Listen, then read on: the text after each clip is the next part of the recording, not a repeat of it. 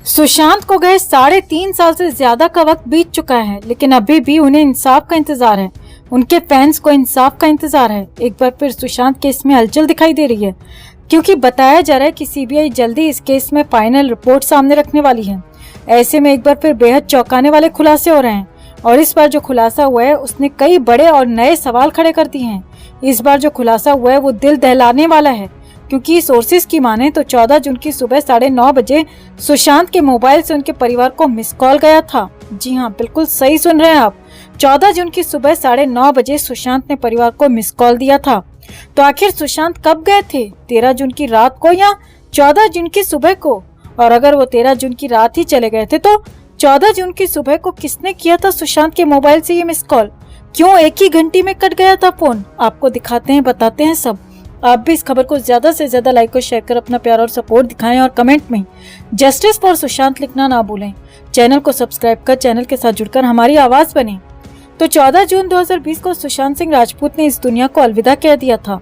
इस केस की जांच मुंबई पुलिस ने शुरू की और सभी सबूतों पर लीपापोती लगाकर केस को बंद करने की पूरी कोशिश की। पहले ही दिन से मुंबई पुलिस इस केस को लेकर सवालों के घेरे में रही। शुरुआत से ही सुशांत के केस को मुंबई पुलिस आत्महत्या बताती रही। वहीं अब सुशांत के परिवार और राजपूत परिवार के वकील विकास सिंह ने इस केस में कई बड़े खुलासे किए हैं। एक तरफ जहां राजपूत परिवार के वकील विकास सिंह ने कई खुलासे किए हैं, तो वहीं अब एक बड़े टीवी चैनल की रिपोर्ट के मुताबिक 14 जून को सुबह 9:30 बजे सुशांत सिंह राजपूत के मोबाइल से उनके परिवार के मोबाइल पर एक मिस्ड कॉल गया था। हालांकि ये मिस्ड कॉल भी एक रिंग में ही कट गया था। रिपोर्ट के मुताबिक सुशांत के परिजनों ने तुरंत अभिनेता को कॉल बैक किया, लेकिन फोन लगा नहीं। इसके बाद सुशांत सिंह के परिवार ने सुशांत के साथ मौजूद रहने वाले स्टाफ को कॉल किया और सुशांत से बात कराने के लिए कहा, लेकिन उन्होंने सुशांत के बिजी होने की बात कहकर फोन काट दिया। अब इस खुलासे से सुशांत का केस और ज्यादा पेचीदा नजर आ रहा है, क्योंकि इसके साथ ही कई नए सवाल सामने आकर खड़े हो गए हैं कि आखिर वो मिस कॉल किसने किया था। क्या 14 जून की सुबह 9:30 बजे तक भी सुशांत जीवित थे? और अगर जीवित थे तो उनके साथ उस समय क्या हो रहा था? क्या उन्होंने मदद के लिए ये कॉल किया था? अगर ये नॉर्मल कॉल था तो क्यों सिर्फ एक ही घंटे में कॉल कट हो गया था? क्यों उनके परिवार की तरफ से कॉल बैक करने पर सुशांत ने कॉल रिसीव नहीं किया? और स्टाफ ने क्यों कहा कि वो बिजी हैं? क्यों सुशांत से बात नहीं करवाई? आखिर उस वक्त सुशांत के साथ क्या हो रहा था? क्या इस वक्त सुशांत के साथ वो अंधेर हो रहा था? तो क्या ये थ्योरी सच है कि जिस समय मुंबई पुलिस उनके कमरे में पहुंची थी तब भी सुशांत की उंगली हिल रही थी? क्या सुशांत के साथ 14 जून की सुबह ही वो अंधेर हुआ, या रात को ही उनके साथ क्रूरता हो चुकी थी? इस खुलासे से कई सारे सवाल एक बार फिर सामने आकर खड़े हो गए हैं, लेकिन सीबीआई की तरफ से कोई अपडेट नहीं दिया गया। ऐसे में अब जब बताया जा रहा है कि सीबीआई केस की फाइनल रिपोर्ट तैयार कर रही है, तो फैन सीबीआई से सवाल कर रहे हैं कि आखिर उन्होंने किस एंगल से सुशांत केस की जांच की है। क्या सीबीआई के सामने भी ये बात आई है कि 14 जून की सुबह 9:30 बजे सुशांत के मोबाइल से परिवार को मिस कॉल गया था, एक घंटी में कट गया था, और कॉल बैक जाने पर स्टाफ की तरफ से कहा गया था कि वो बिजी हैं?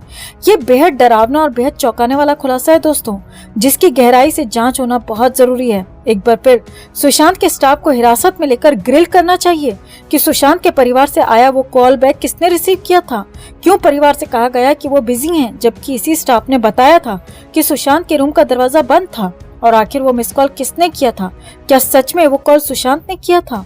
इसके साथ ही याद दिला दें कि एक टीवी चैनल से बात करते हुए विकास सिंह ने कहा था कि सुशांत के पिता ने फरवरी में ही बांद्रा पुलिस को बताया था कि सुशांत अच्छे लोगों के साथ नहीं है और उसकी जिंदगी खतरे में है। इसके साथ ही विकास सिंह ने दावा किया था कि सुशांत के निधन के बाद जब परिवार ने पुलिस से इस केस में जांच करने को कहा कि कौन सुशांत का दिमाग कंट्रोल कर रहा था, कौन उसके मेडिकल ट्रीटमेंट का ध्यान रख रहा था, तब भी वो सुसाइड एंगल से ही जांच करते रहे। बेहद अफसोस की बात है कि इतने सबूतों के बावजूद आज तक सुशांत केस में कुछ ठोस नहीं हो पाया है। तो आपको क्या लगता है दोस्तों, क्या वो कॉल सुशांत ने किया होगा? क्या उन्हें मदद की जरूरत थी? इस खुलासे पर आपका क्या कहना है? कमेंट में से लेकर आप भी अपनी बात, अपनी राय जरूर रखें, और वीडियो को ज्यादा से ज्यादा लाइक और शेयर कर अपना प्यार और सपोर्ट भी जरूर दिखाएं।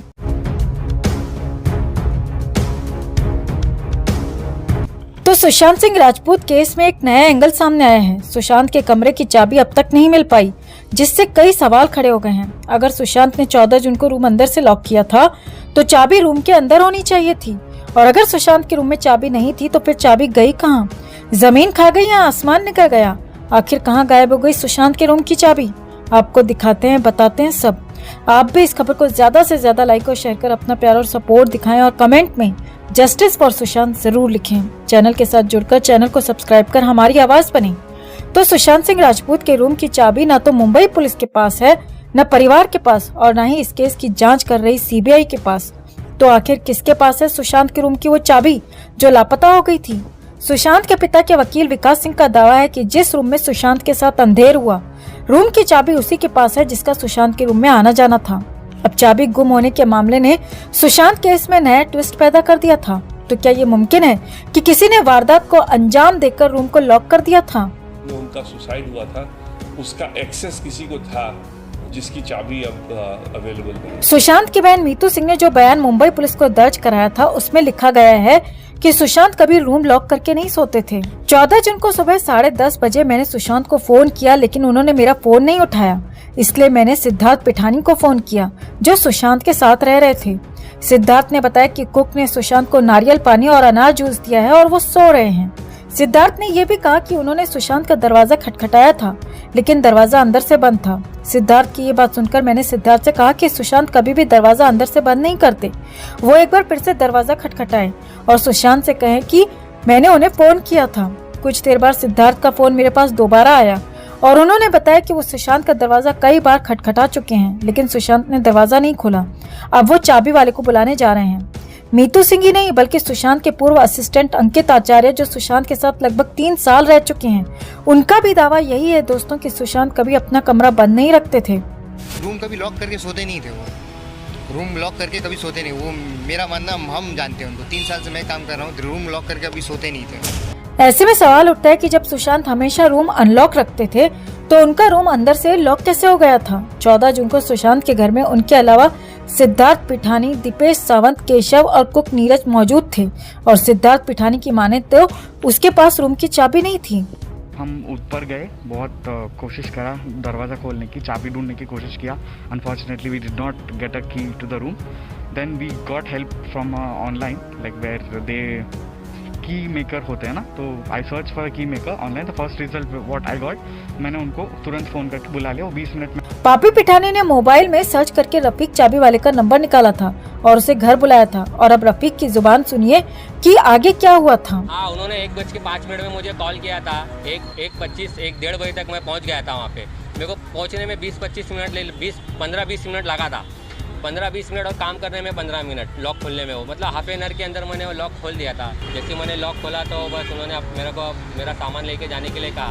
रफीक तो ताला तोड़कर चला गया दोस्तों, लेकिन इसके बाद सिद्धार्थ, दीपेश और नीरज ने रूम खोला और अंदर क्या हुआ या क्या हो चुका था, ये सवाल आज तक बना हुआ है। इस घटना के बाद घर में सुशांत की बहन मीतू सिंह और पुलिस आई, लेकिन किसी का भी ध्यान इस तरफ नहीं गया कि सुशांत की रूम की चाबी कहाँ है। ऐसे में अब सवाल ये उठता है कि परिवार के मुताबिक जब सुशांत कमरा बंद नहीं करते थे तो रूम लॉक कैसे हुआ? अगर सुशांत ने रूम लॉक किया था तो रूम की चाबी अंदर होनी चाहिए थी। रूम का दरवाजा तोड़ने के बाद जांच अधिकारियों को वो चाबी अंदर क्यों नहीं मिली? अगर चाबी नहीं मिली तो क्या किसी ने उसे गायब कर दिया था?